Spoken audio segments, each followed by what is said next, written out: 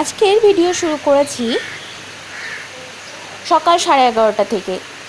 ছাদের ওপর ঘুরতে গিয়েছিলাম, একটু বৃষ্টি দেখতে গিয়েছিলাম। ভাবলাম যে আপনাদের সাথে ভিডিও করে শেয়ার করা যাক। ছাদের থেকে নেমে এসে নিজে একটু কাজ করে তারপর রেডি হয়ে আমি বাইরে গিয়েছিলাম, যেহেতু আর্টের প্রজেক্ট চলছে তাই সেটার জিনিস আনার জন্যে, রং আনার জন্যে আমি বাইরে গিয়েছিলাম। সেখানে গিয়ে ভিডিও করেছি ওই দোকানে দাদার পারমিশন নিয়ে। দোকানটা আমাদের বাড়ির পাশেই। দোকান থেকে ফিরে আসতে আসতে আমার প্রায় 2টো হয়ে গিয়েছিল দুপুর।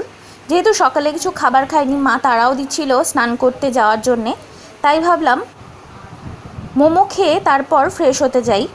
ফ্রেশ হয়ে অর্থাৎ স্নান টান সেরে এসে খাওয়া দাওয়া করে ঘুমিয়ে পড়েছিলাম। ঘুম থেকে উঠে বসে বসে দেখছি মা সন্ধ্যা পুজো দিল।